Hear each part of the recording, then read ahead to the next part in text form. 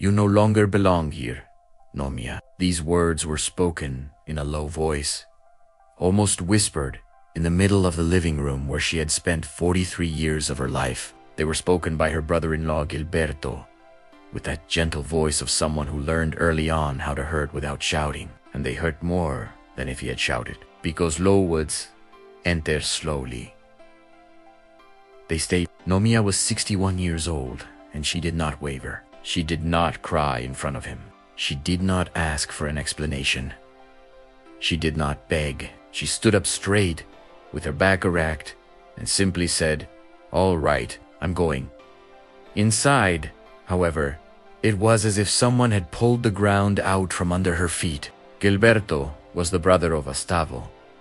Her Estavo, the man she had married at 18, in a simple ceremony on an October afternoon, wearing a blue dress, because there was no money for a white one. But she had said that blue was the color of the sky and the sea, and that marrying in blue was marrying the infinite. Estavo had laughed at that, with a laugh that started quiet and ended up shaking his shoulders, and she had loved that laugh for 43 years. Estavo had died of old age at 92, in his own bed, holding her hand on a winter afternoon when the sun came in through the window and gilded his face for one last moment. It was a good death, the kind few people have, serene, complete, surrounded by love. Nomia had held his hand until it grew cold, and only then had she opened the window to let the wind in. You were a good man, Estavo, the best I ever knew. But Estavo had died without leaving a will, or rather, he had left one, but an old version from 30 years earlier, when the two of them had almost nothing. At that time, to simplify things, he'd put the house in the name of his older brother, who was Gilberto, with the verbal promise that it was just a formality, and that there would never be a problem. At that time, Gilberto and he got along well. Time changed them both.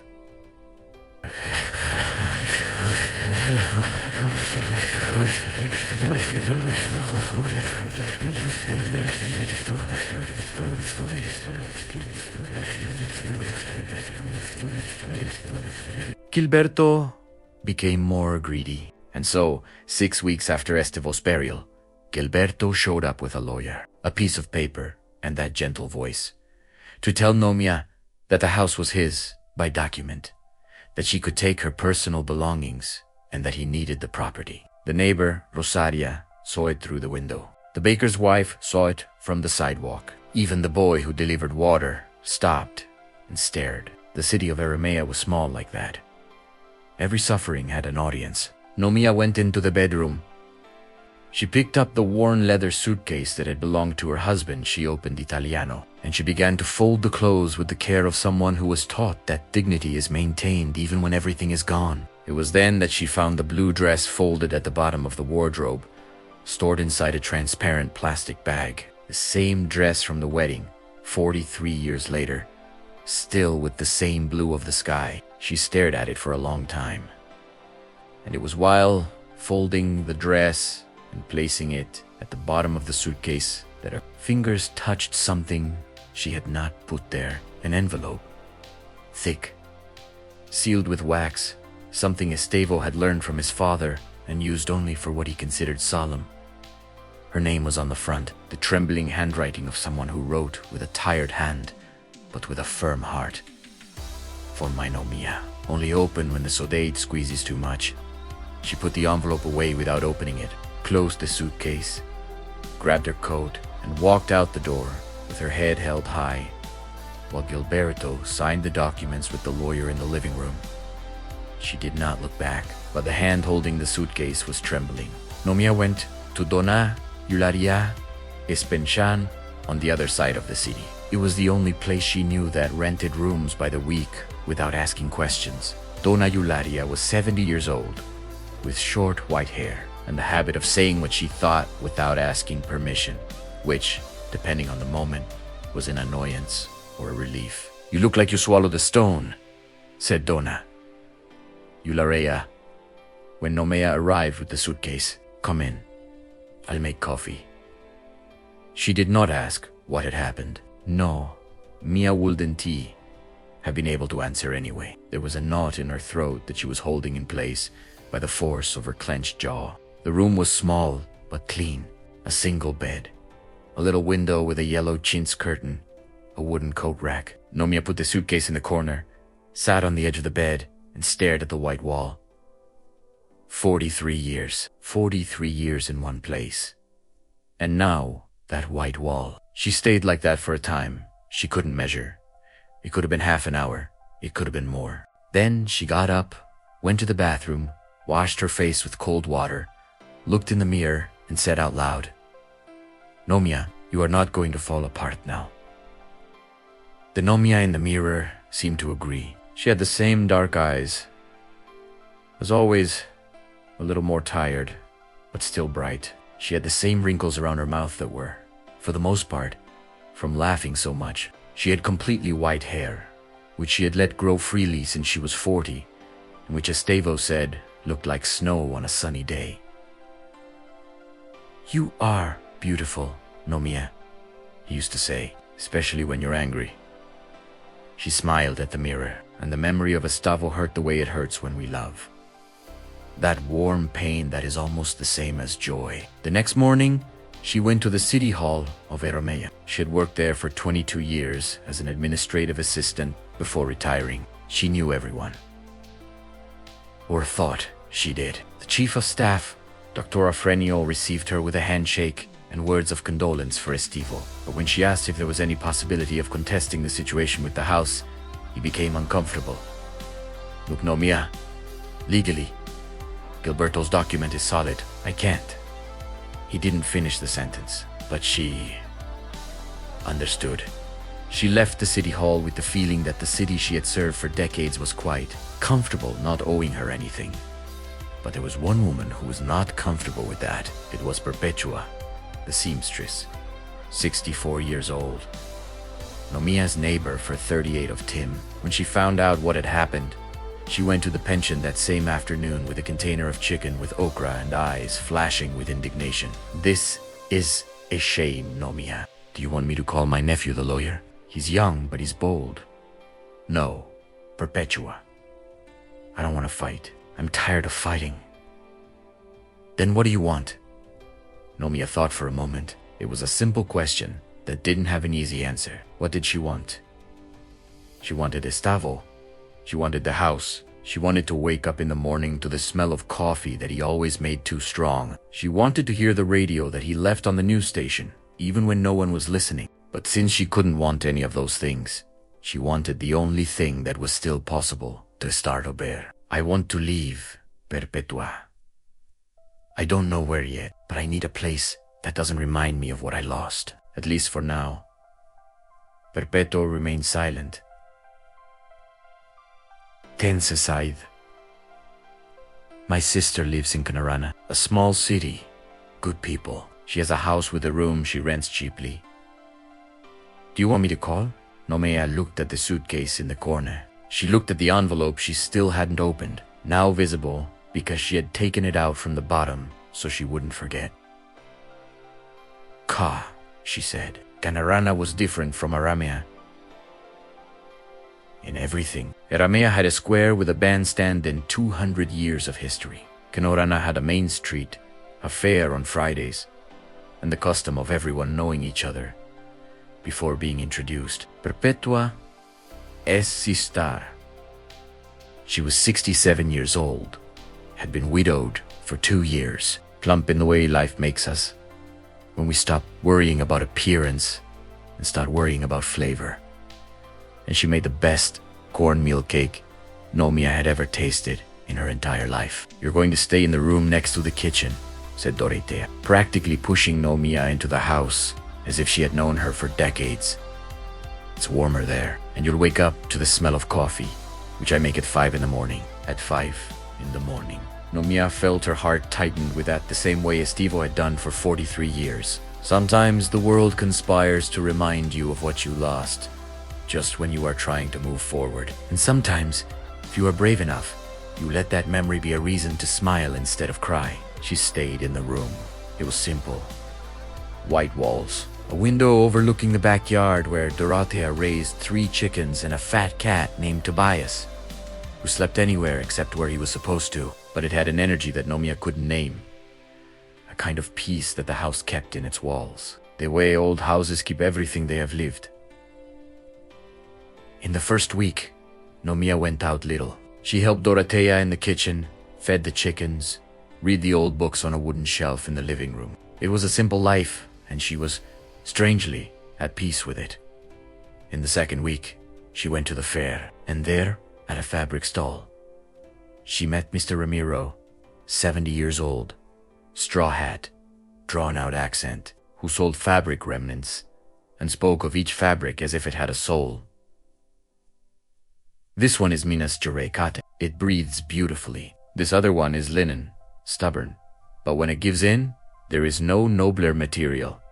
Nomiya bought a blue remnant without even knowing why. And Mister. Ramiro looked at her with the manner of someone who notices things without asking, and said, "You look like someone who has already had many good things and who will still have more." She looked at him. "How do you know?" "The eyes," he said simply. "There are people who suffer and their eyes go out. Yours are still lit."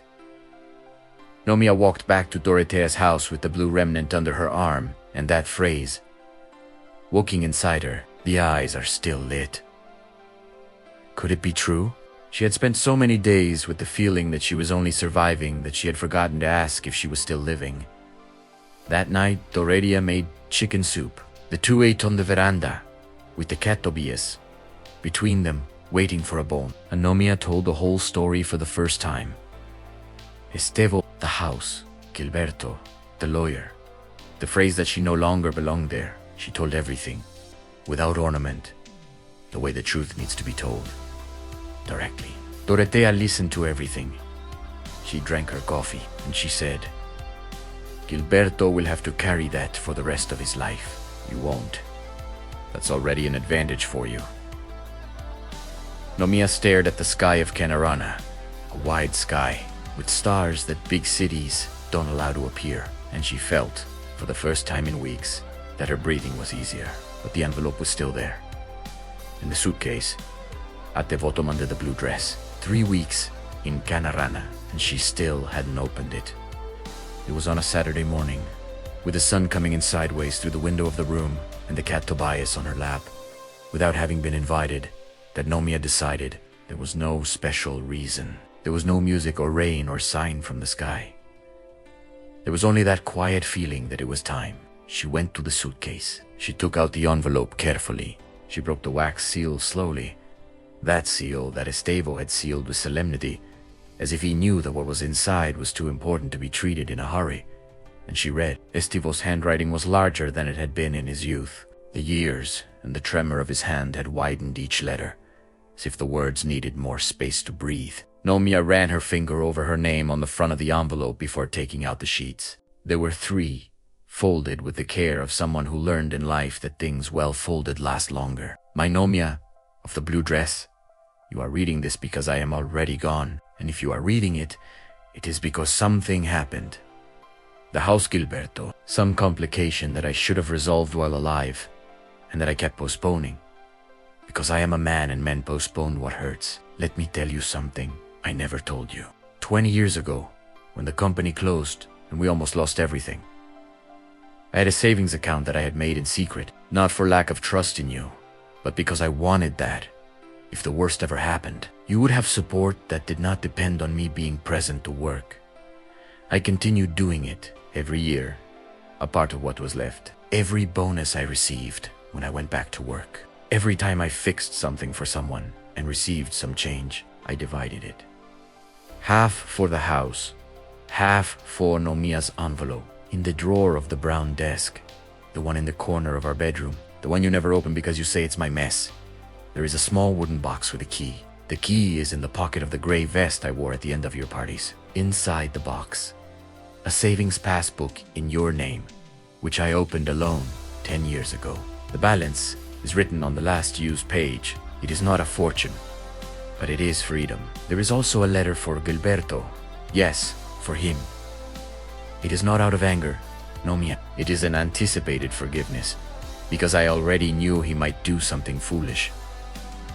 But I ask you to keep that letter without delivering it. The forgiveness is yours, not his. You don't need to give satisfaction to those who don't deserve it. And there is one last thing at the bottom of the box.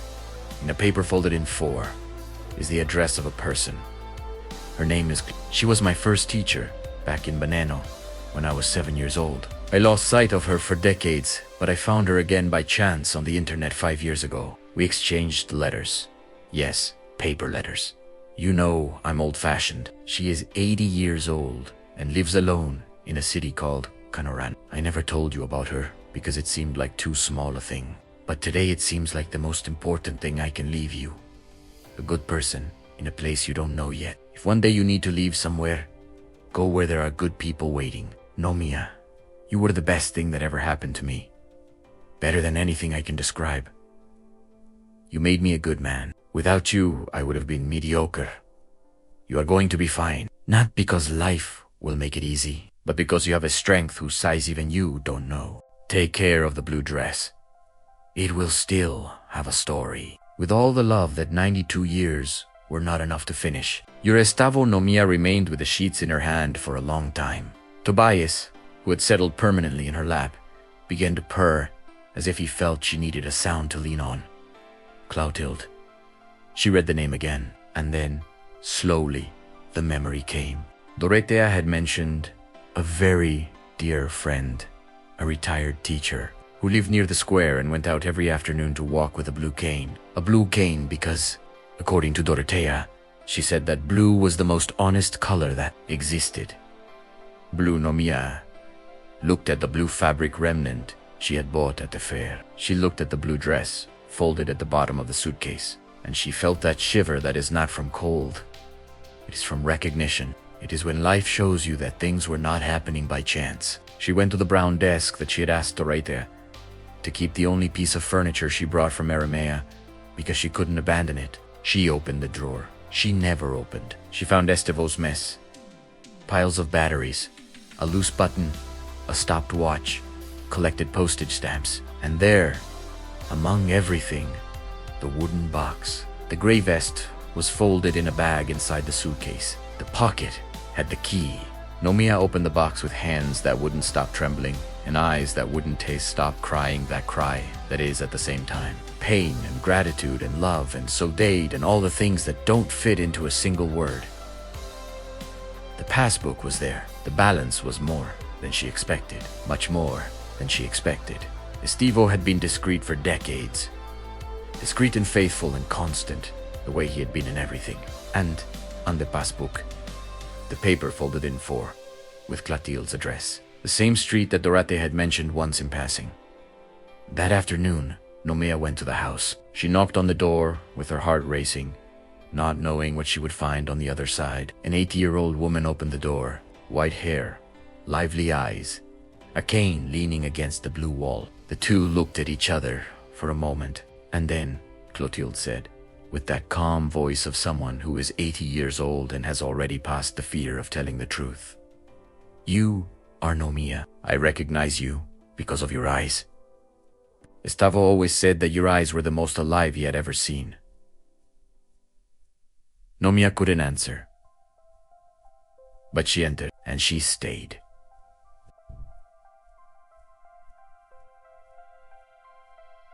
They drank tea. Clotilde told stories of Estevo as a child, that boy who asked too many questions and who cried when he saw an injured animal, or pretended it wasn't him who had cried. Nomiya laughed so much that for moments she forgot she was 61 years old and had lost her house and her husband in sequence. And then, almost at the end of the afternoon, Clotilde took Nomiya's hand and said, "He wrote me a letter last year, asking me to keep an eye on you.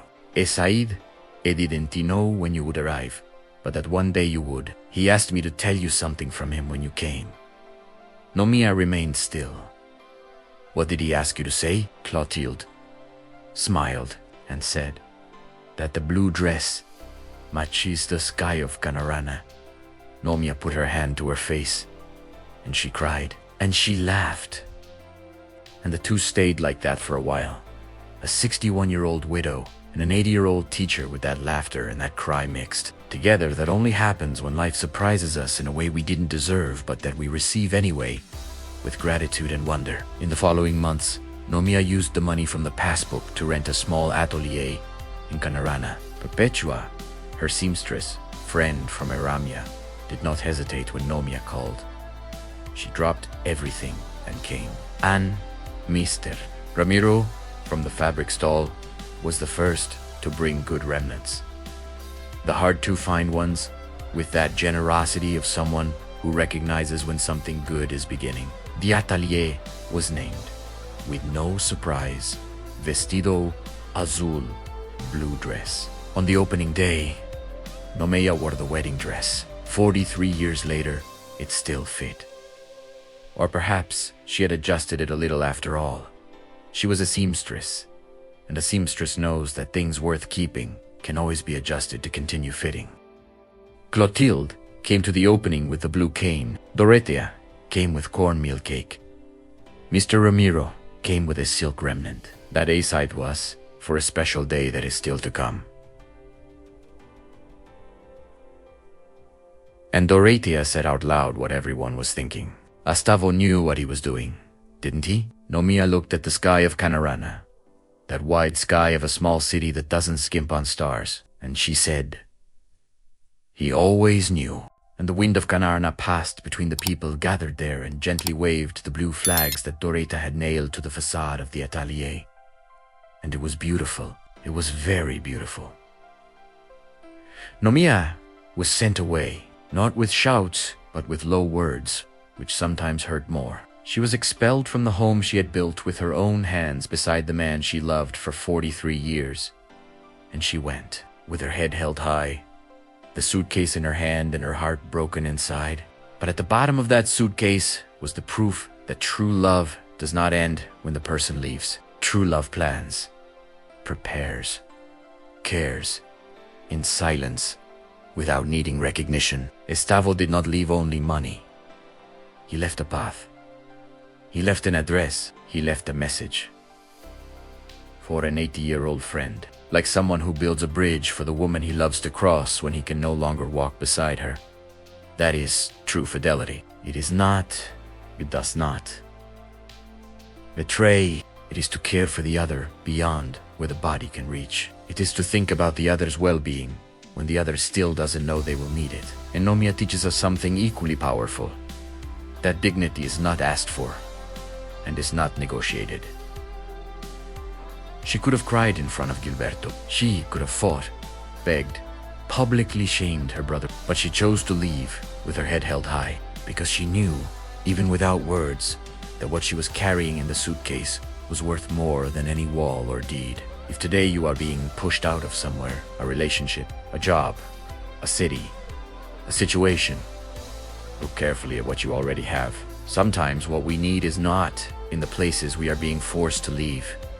It is at the bottom of the suitcase we carry. And sometimes, the person who truly loved us has already prepared the path. We just need to have the courage to walk. Not every expulsion is defeat. Sometimes it is the push we needed to get where we should always have been. If you made it this far, this story entered you in some way. So I ask you with affection.